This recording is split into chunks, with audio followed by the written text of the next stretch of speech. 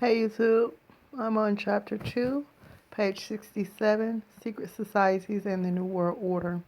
There is a power so organized, so subtle, so complete, so pervasive that they had better not speak above their breath when they speak in condemnation of it. And that was a quote from President Woodrow Wilson.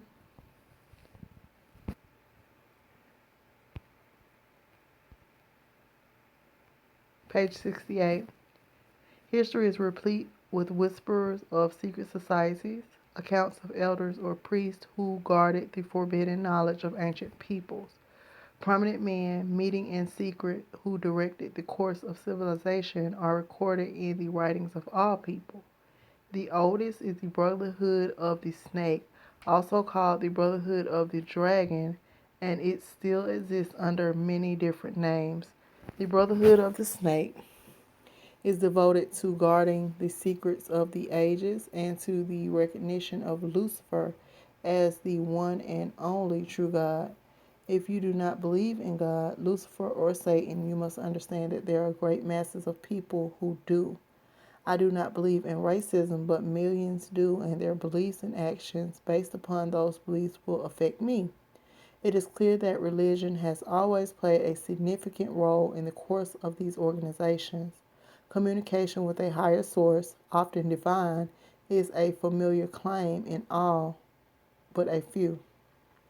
The secrets of these groups are thought to be so profound that only a chosen, well educated few are able to understand and use them.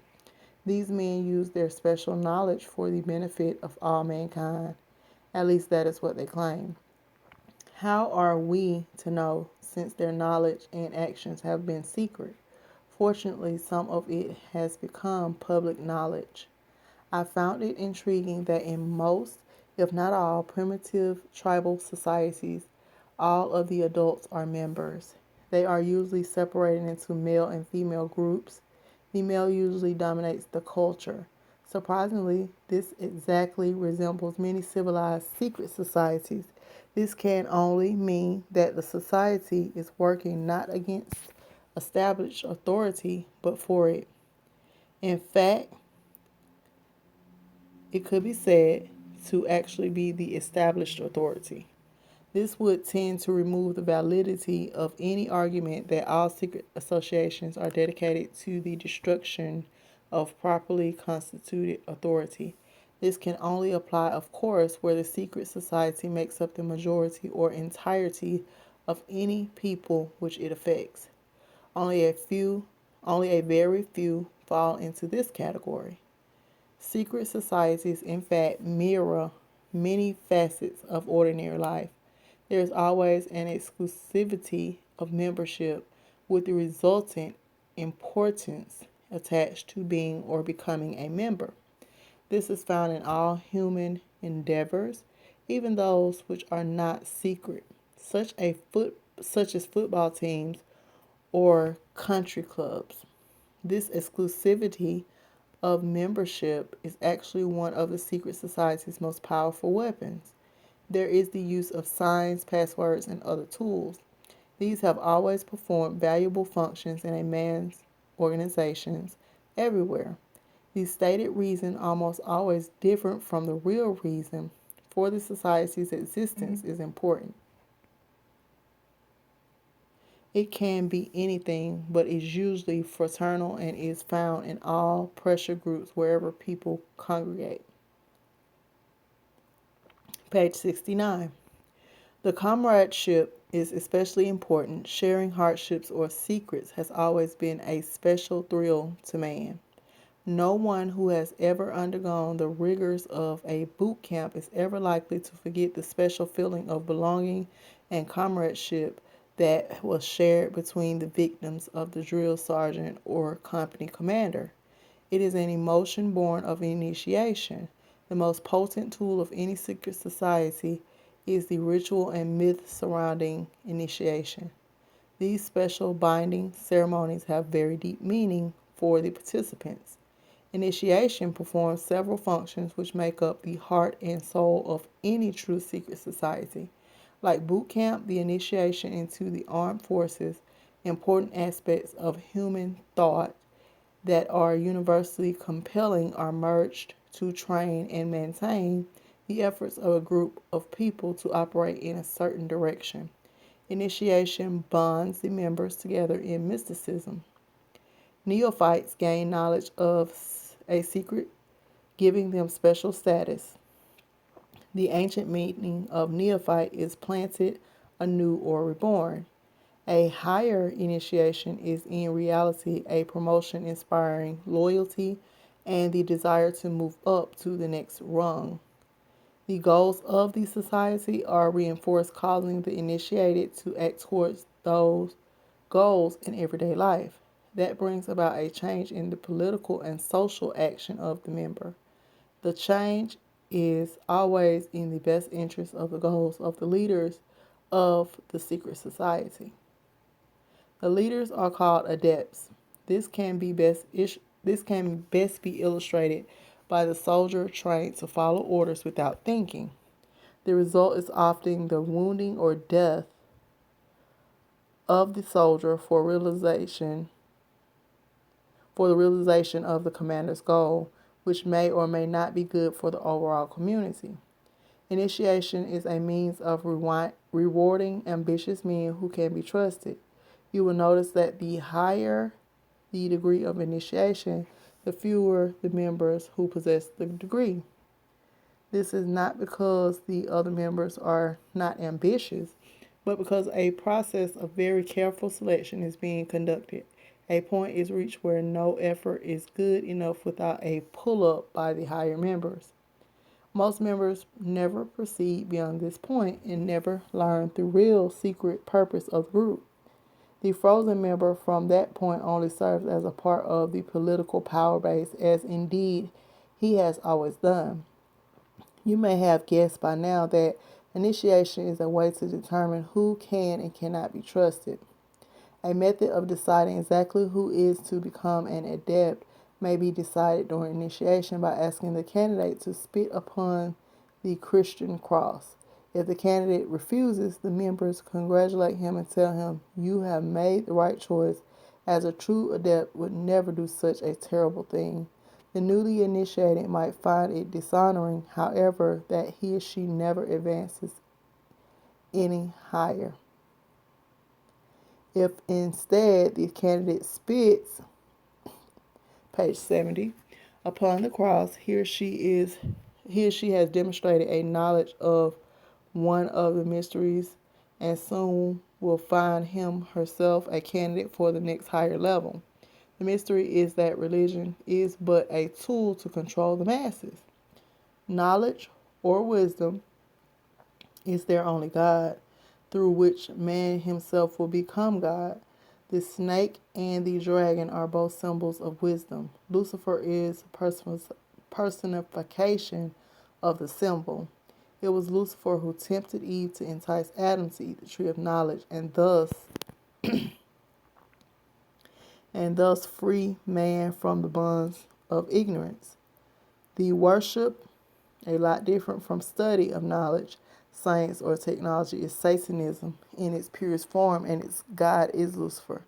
Its secret symbol is the all-seeing eye in the pyramid. Undesirable effects of secret societies and their aura of mystery has sometimes given them the reputation for being abnormal associations or at the very least strange groups of people. Whenever their beliefs Whenever their beliefs are those of the majority, they are no longer considered antisocial. A good example is the Christian Church, which was at one time a secret society under the Roman Empire. In fact, the open, friendly secret society, the Vatican, actually ruled most, if not all, of the known world at one time. Most secret societies are generally considered to be antisocial. They are believed to contain elements that are not liked or are outright harmful to the community in general. This is exactly the case in some instances. Communism and fascism are secret societies in many countries where they are prohibited by law. In this country, the Nazi Party and the Ku Klux Klan are secret societies due mostly to the fact that the general public is disgusted by them. Their activities are sometimes illegal, thus the secrecy of their membership. The early Christians were a secret society because Roman authorities considered them from the start to be dangerous to imperial rule. The same was true of the followers of Islam. At least some of these true believers, working in secret, accomplished what would turn out to be for the eventual good of society. The Druzi and Yazidis in Syria and Iraq consider the Arabs a dangerous secret society dedicated to the takeover of the world. The Arabs today think the same of the Jews. Catholics and Freemasons used to have precisely the same ideas about each other. In many primitive or background societies, initiation into the highest degrees of the group involves subjection to trials, which not infrequently resulted in death or insanity for the candidate. It can be seen that social right and wrong is not the yardstick in estimating the value of a secret society. In Borneo, initiates of hunting societies consider it meritorious and compulsory to hunt heads. In Polynesia, infanticide, and debauch were considered initial for initiation into their societies, where the tribal code needed members who indulged in these things as pillars of society. Since the page 71. Since the beginning of recorded history, governmental bodies of every nation have been involved with maintaining the status quo to defend the establishment against majority groups that sought to function as states within states or to oust the constituted authority and take over in its place. Many of these attempts have succeeded but have not always lasted. Man's desire to be one of the elect is something that no power on earth has been able to lessen, let alone destroy. It is one of the secrets of societies. It is what gives them political base and lots of clout. Members often vote the same and give each other preference in daily business, legal, and social activities. It is the deepest desire of many to be able to say, I belong to the elect. Houses of worship and sacrifice existed in the ancient cities. They were in fact temples built in honor of the many gods. These buildings functioned often as meeting places for philosophers and mystics who were believed to possess the secrets of nature. These men usually banded together in seclusive philosophic and religious schools. The most important of all these ancient groups is the Brotherhood of the Snake or Dragon, and was simply known as the Mysteries. The snake and dragon are symbols that represent wisdom. The father of wisdom is Lucifer, also called the light bearer. The focus of worship for the mysteries was Osiris, another name of Lucifer. Osiris was the name of a bright star that the ancients believed had been cast down onto earth. The literal meaning of Lucifer is bringer of light, or the morning star. After Osiris was gone from the sky, the ancients saw the sun as the representation of Osiris, or more correctly, Lucifer. Osiris was represented by the sun. Albert Pike, how art thou fallen from heaven, O Lucifer? Isaiah 14:12. It is claimed that after Lucifer fell from the heavens, he brought with him the power of thinking as a gift for mankind. Fred Giddings, Symbolism in Occult Art. Most of the greatest minds that ever lived were initiated into the society of the mysteries by secret and dangerous rites, some of which were very cruel. Some of the most famous were known as Osiris, Isis, Sabazius, Sybil or Cybele, and Eleusis. Plato was one of these initiates, and he describes some of the mysteries, page 72, in his writings.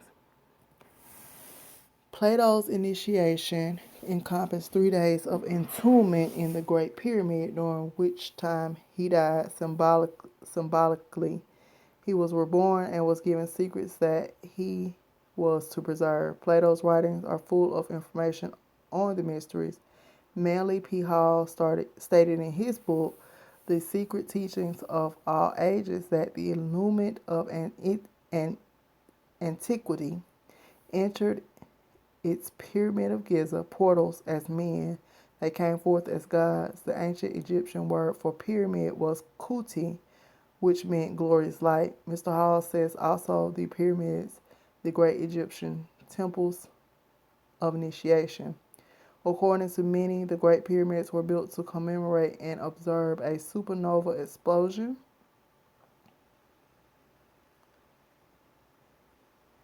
that occurred in the year 4000 BC. Dr. Anthony Hewish, 1974 Nobel Prize winner in physics, discovered a rhythmic series of radio pulses which he proved were emissions from a star that had exploded around 4000 BC. The Freemasons began their calendar from AL in the year of light found by adding 4000 to the modern year. Thus 1990 plus 4000 equal 5990 AL. George Mishinowski wrote the once and future star that the ancient Sumerian cuneiform described, a giant star exploding within a triangle formed by Zeta, Puppis, Gamma Velorum, and Lambda Velorum, located in the southern sky. An accurate star catalog now stated that the blazing star that had exploded within the triangle would again be seen by man in 6,000 years. According to the Freemasons' calendar, it will occur in the year 2000, and indeed it will. The spacecraft called Galileo is on its way to Jupiter, a baby star with a gaseous makeup exactly the same as our sun, with a load of 49.7 pounds of plutonium, supposedly being used as batteries to power the craft. When its final orbit decays in December 1999, Galileo will deliver its payload into the center of Jupiter. The unbelievable pressure that will be encountered will cause a reaction exactly as occurs when an atomic bomb is exploded by an implosion detonator. The plutonium will explode in an atomic reaction, lighting the hydrogen and helium atmosphere of Jupiter and resulting in the birth of the star that has already been named Lucifer. The world will interpret it as a sign of tremendous religious significance. It will fulfill prophecy. In reality, it is only a demonstration of the insane application of technology by the Jason Society, which may or may not even work. They have practiced overkill to ensure success. However, the documents that I read while in naval intelligence stated that the Project Galileo required only 5 pounds of plutonium to ignite Jupiter and possibly stave off the coming ice age. Global warming is a hoax. It is easier for the public to deal with and will give the ruling elite more time before panic and anarchy replace government. The reality is that overall global temperatures are becoming lower, storms are becoming more violent and less predictable. Page 73. The ice caps at the poles are growing larger. The temperate zones where food can be grown are shrinking. Desertification is increasing in the tropics, and ice age is on its way, and it will occur suddenly. Simultaneously, a vault containing the ancient records of the earth will be opened in Egypt. The return of Lucifer and the opening of the vault will usher in the millennium. A great celebration has already been planned by the Millennium Society to take place at the pyramids in Egypt. According to the January 3rd, 1989 edition of the Arizona Daily Star, President-elect Bush is spending this New Year's holiday at Camp David, Maryland, but in 10 years he may be in Egypt. Organizers of the Millennium Society say he's already committed to ushering in the next century at the Great Pyramid of Cheops in Giza. The first secret that one must know to even begin to understand the mysteries is that their members believe that there are but few truly mature minds in the world. They believe that those minds belong exclusively to them. The philosophy that follows is the classic secret society view of humanity. When a person of strong intellect is confronted with a problem which calls for the use of reasoning faculties, they keep their poise and attempt to reach a solution by garnering facts bearing upon the question. On the other hand, those who are immature when confronted by the same problem are overwhelmed.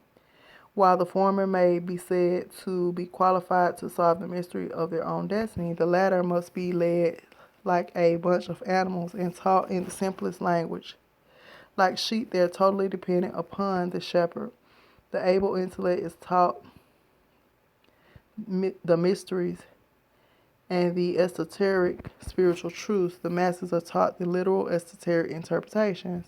While the masses worship the five senses, the select few observe, recognizing in the gulf between them the symbolic concretions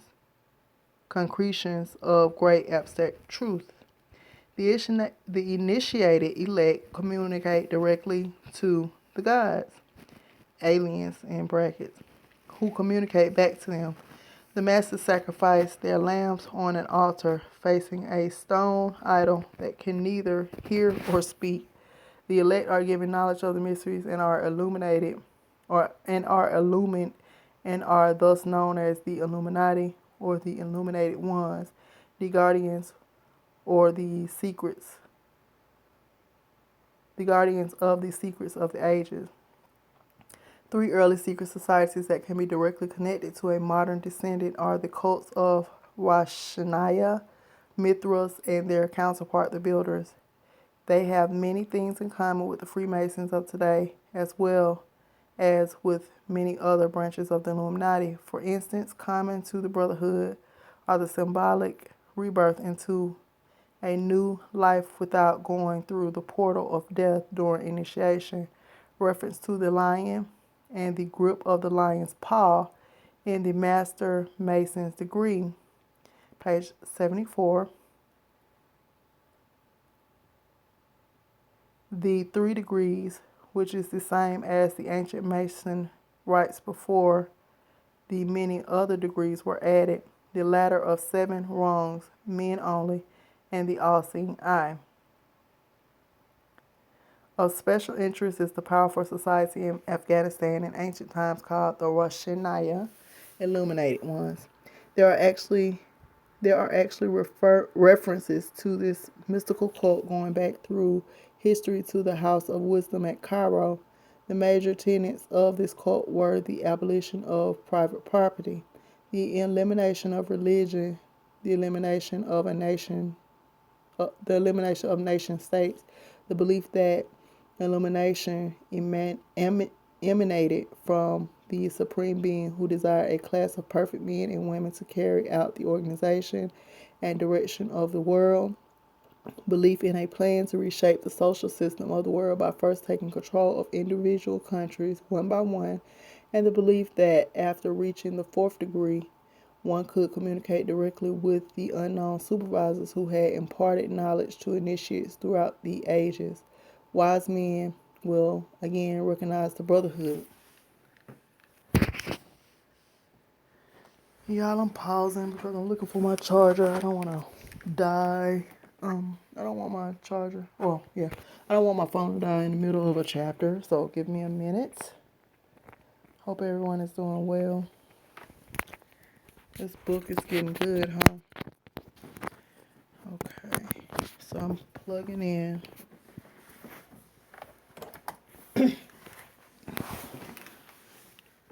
Okay. Now, maybe you can see.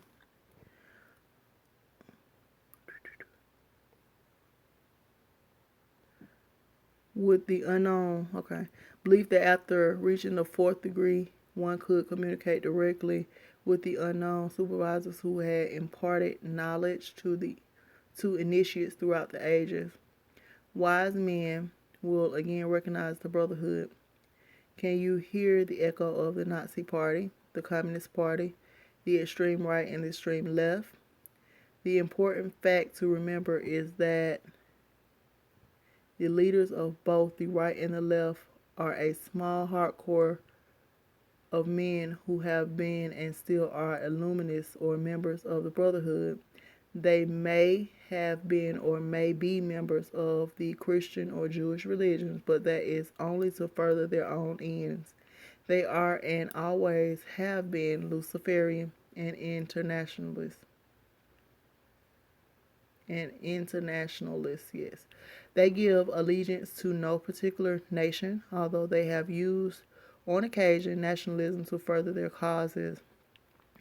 Their only concern is to gain greater economic and political power. The ultimate objective of the leaders of both groups is identical. They are determined to win for themselves undisputed control of the wealth, natural resources, and manpower of the entire planet. They intend to turn the world into their conception of a Luciferian totalitarian socialist state. In the process, they will eliminate all Christians, Jews, and atheists. You have just learned one, but only one, of the great mysteries. The Roshaniah also called themselves the Order. Initiates took an oath that absolved them of all allegiance except to the Order and stated, I bind myself to the perpetual silence and unshaken loyalty and submission to the Order. All humanity which cannot identify itself by our secret sign is our lawful prey. The oath remains essentially the same to this day. The secret sign was to pass a hand over the forehead, palm inward. The countersign to hold the ear with the fingers and support the elbow in the cupped other hand.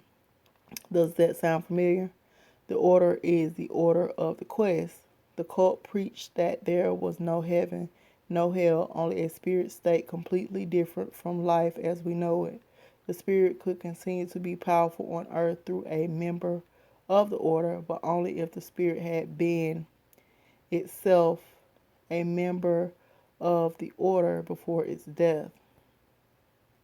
Thus, members of the order gained power from the spirits of the dead members.